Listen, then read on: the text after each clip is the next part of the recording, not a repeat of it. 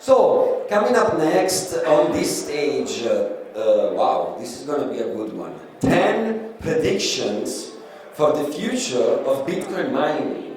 So, the next guest is a witch. He's going to tell us about the future of Bitcoin mining. Please welcome on stage the co-founder of Hashlabs Mining, Jaran Mellerud.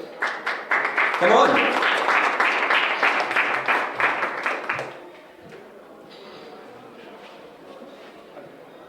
Hello everyone, thank you all for coming. My name is Jaran Mellerud, I'm the co-founder of Hashlabs Mining, and today I'm going to give you 10 predictions for the future of Bitcoin mining.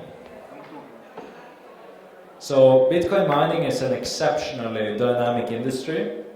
We went from mining on computers, normal laptops, to very advanced setups that are integrated with energy systems in less than 15 years. So all this change over the past 15 years, very quick, means that we can expect extremely quick changes over the next few years as well. And in all industries with very quick change, it's always very good to try to predict what will happen and try to adapt to these coming changes. That's the only way to really be successful in this industry. My prediction number one is that it will only be Bitcoin mining. Maybe also Litecoin, but mostly Bitcoin.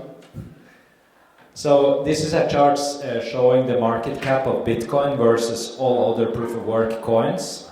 And as you can see, right now, Bitcoin's market cap is about 15 times bigger than all other proof-of-work coins combined. In 2018, the market cap of other proof-of-work coins was almost the same as Bitcoin. So we see that proof of work, like non-Bitcoin proof of work, is gradually losing its relevance, and especially after Ethereum went to proof of stake in 2022. And I expect this trend to continue in the next few years. Prediction number two is that mining will be considered an energy tool first and money-making machine second. So Bitcoin mining has 5 characteristics that enables it to be used as an energy tool to solve many energy problems. So this is flexible offtake of energy. So if you have some electricity or energy in a place and you need someone to just buy it and monetize it, Bitcoin mining can do this in hydropower plants, in natural gas fields, etc. You can also use Bitcoin mining to stabilize the electric grid. This is already becoming very big in Europe and will continue to increase in the future as Europe gets more and more wind and solar. And also, since Bitcoin mining produces heat, you can reuse this heat, which we do in Finland. And the third prediction is that hash rate will be more globally distributed over time. So this is a chart showing the current hash rate distribution of Bitcoin, and you can see that most of it is in the United States, China and Russia, a little bit in other countries like Canada, the Nordics, the Middle East as well. Ethiopia is growing also. And I think in a few years this will be more evenly distributed, and especially the southern half of the world will have a little bit more purple color on this map in the future. So why do I think that? It's because energy is very distributed around the world, and the cheapest energy is often found in unexplored places. And as I said, mining will be used as an energy tool, and that's why miners will go where they can actually solve some energy problems, which allows them to get even cheaper prices. And the mining industry will be more and more competitive, so miners will be forced out in the wilderness in search of the cheap electricity. This is also because there is a lot of AI being built out in the United States, for example. So right now the United States has like 40% of the hash rate. I think over time it will stabilize below 20%. And so US will still be a great country in mining, but a little bit less than now, and it will be more distributed around the world. And I also think hydrocooling will be the standard cooling technology. Right now air cooling is more popular. Hydro cooling gives much better cooling than air cooling, which enables for more power in a smaller amount of space, as well as ability to have constant chip temperatures, which is much better for the machine and improves the longevity of the machine. Also, it requires less maintenance with hydro cooling. So in Finland, this is some machine we have in Finland. We almost don't require anyone to come and work on the site. It's just running by itself. And this is in big contrast to air cooling, which requires a lot of workers. Also, it's less noisy, which is also a big plus. And it can be used for heat reuse. So the hot water from the machines can really easily be used by to heat homes, etc. Air cooling, you can't really use the heat so that well. So hydro cooling is very good for heat reuse. Also, the servers are standardized server shape, which enables it to be integrated into conventional data centers. Here are some pictures of our facility in Finland. So on the right side here is the front side of the machines. They look very nice, they look like normal servers, and they don't generate any noise. And on the left side is the back side. So here you see tubes take the heat from these machines and send it to a district heating plant, and from there it's sent into a city and heating buildings in that city. And that you can do that with hydro cooling. Also, there will be more competition in machine manufacturing. So right now Bitmain has like 75% market share from my estimation. And Bitmain's big market share is because they can buy the chips first, and the best chips, and that enables them to have lower prices than competitors. But this will change because now we see the chip improvement rate is slowing down. So access to the best chips is less critical than it has been. And this enables competitors of Bitmain to also compete in that market over the next few years. Also, we see that since mining will be used as an energy tool, there could be different machines for different use cases. So for example, heat reuse, you could have some manufacturers who specialize making machines for heat reuse, for example, machines that generate more temperatures. You could have some specific machine for demand response, which you can shut on and off very easily. And also we see that firmware will be more and more important. Right now it's mostly hardware, which has been driving the ASIC market, but I think firmware will be more important in the future. So new players that are very good with firmware might be able to enter the market. And this is of course good for Bitcoin, more decentralization. And prediction number 6 is that mining will become financialized. That basically means that miners will become more sophisticated in raising capital. And this is because of 3 factors. One, there is lower perceived risk in mining now than it was a few years ago, and this will continue. So Bitcoin now is becoming more and more mainstream. Like now we have soon-be president of the United States who's supporting Bitcoin, and it's getting more and more mainstream now. So it will be easier for miners to raise capital. More and more players in the financial industry will want to invest in Bitcoin and in mining as well. And we will see more financial products being built for miners, so hedging products and also for raising capital.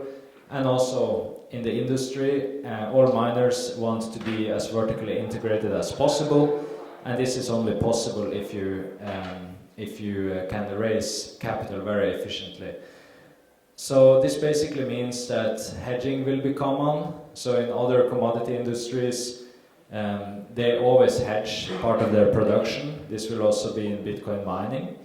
And we will also see more and more self-mining, less hosting, and some miners will gain from this financialization, and that are the professional miners who do the things right. And they will be able to raise capital very easily, but some will not gain from it, and that's the inefficient operators. They will not be able to survive.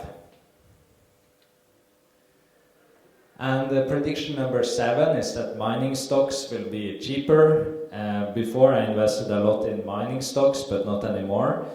because mining stocks are currently valued as tech companies, but in reality what they're doing, a miner is doing, is not so much about tech, it's more about commodity production. So mining stocks should be valued as commodity producers.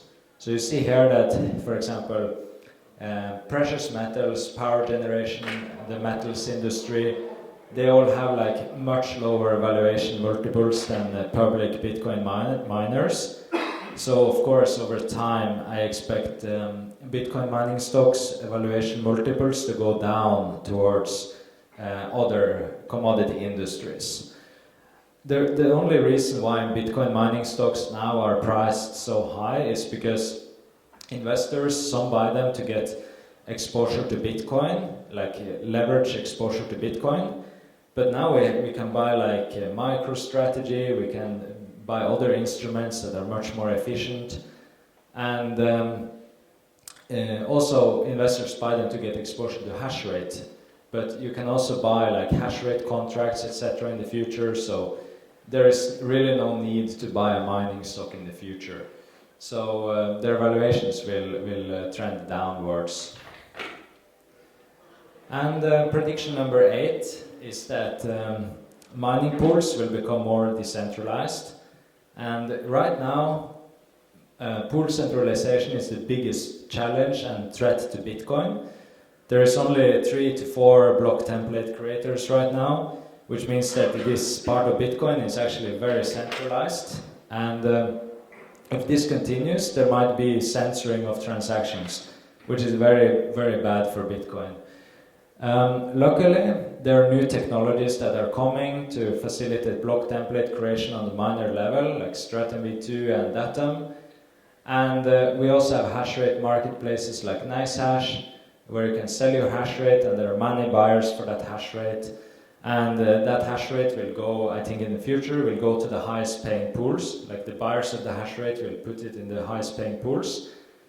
And right now, the full paper share model is very, very common. And that is what is leading to centralization in mining. So there's only like a few entities that have the capital necessary to finance all these pools. And these financiers, they can choose which transactions should go into the blocks, basically. And I think this model, full paper share, will not really exist in the future because it's so expensive to finance. And there is also a lot of risks in them that will increase even more when transaction fees become more volatile. And this type of pools will not exist in the future. So this is very good for Bitcoin mining. It will be more decentralized. Prediction number 9, which is a little bit more scary, I think, is that mining will be considered a geopolitically critical industry. So this is because of 3 factors. 1, fees will be very high. 2, Bitcoin will be used to settle international trade. That is the beginning of hyper-Bitcoinization. And 3, energy and mining industries will merge. And this means that big power players in the world, like nation states and others, they will want to control block space and mining infrastructure. So, for example, the US or China, they will have a competition in putting their transactions into the blockchain. And they will, of course, try to censor each other. Like, they will only put their own transactions there. So, and also, the mining infrastructure, it will allow governments and energy companies to basically sell their energy, which is also extremely important. So because of this, they will try to control mining as much as possible. So this is very interesting and a little bit scary, but we will see what will happen about that. The only thing I can say is that mining will not anymore be considered an industry for degens. Prediction number 10, which is very nice for miners, is that transaction fees will surge. So right now fees are very low, and miners mostly don't even think about fees, only the block subsidy. But we should not forget that the historical average fee is 0.35 Bitcoin per block, which is actually not that bad. And also, most blocks are completely full right now, and they have been like that for a long time. And we see what is happening is that if there's just a small increase in the demand for making transactions, fees just explode. And this happened several times this year.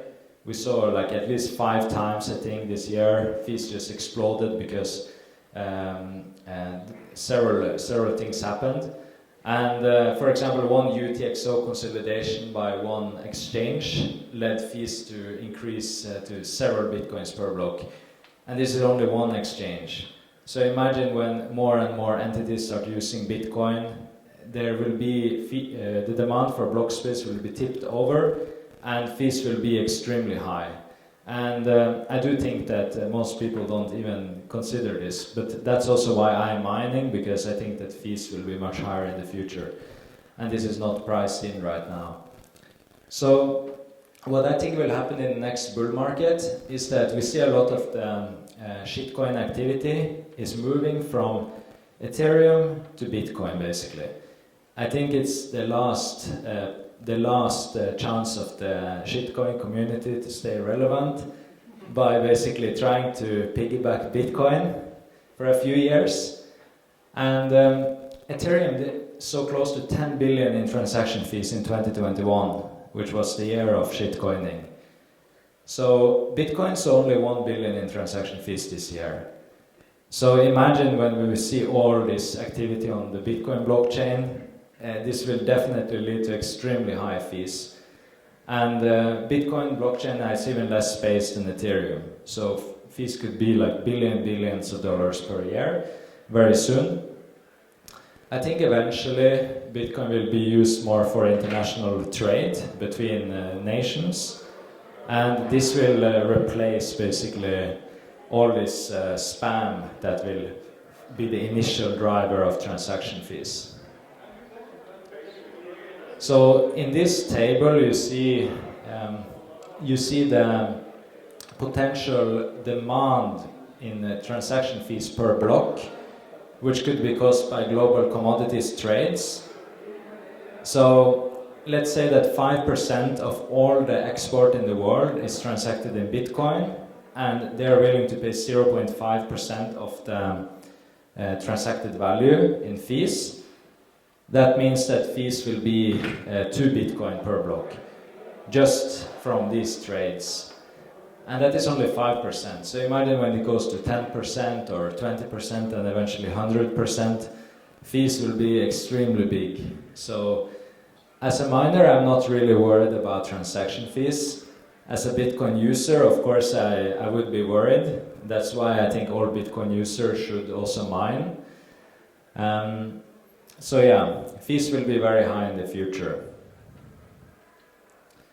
And I will finish the talk by saying that since this industry is so quickly developing, I would encourage all miners to try to predict the future and try to adapt to changes, and also innovate and try to create the changes in this industry.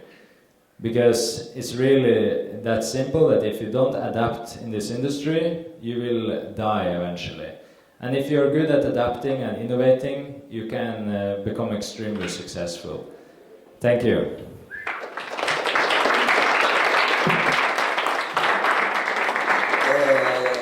Jaran, thank you so much. Very interesting. We have 1 minute. Do you want to take some questions? Yeah, or? Yeah. Very quick, one question. So there is, as you said, there is a war going on between countries regarding the hash rate. So you say it's necessary to predict the future. What do you say if I'm a miner and I partner with countries, because El Salvador is doing the volcano mining, Russia is doing the Arctic mining, the Emirates are doing the nuclear mining. So will it be like for me profitable to say I'm going to partner with a government as a miner? Yes, I think so, because miners need, like the governments don't really know how to mine, so you have to teach them how to do it. And yeah, of course, you can teach them how to do it. It's just like oil companies who partner with governments to produce oil. It will be the same with Bitcoin miners. Super quick though, eh? How do you see the development of the ASICs chips in the 2025, 2026? So currently the efficiency is around 15 joules per terahash. I think the most efficient one is like 12 by Antminer. Do you think that there's going to be a leap below 10 joules maybe in the next year? I think in 1 year probably we'll get below 10. I've seen some companies like Bittier, for example, announcing like 5 joules per terahash in the future. I think probably it will take a bit longer than they expect, and yeah, everyone seems to put like better numbers out there than what will be possible, I think. So I think it will go a little bit slower than they say. Thank you so much. Thank you.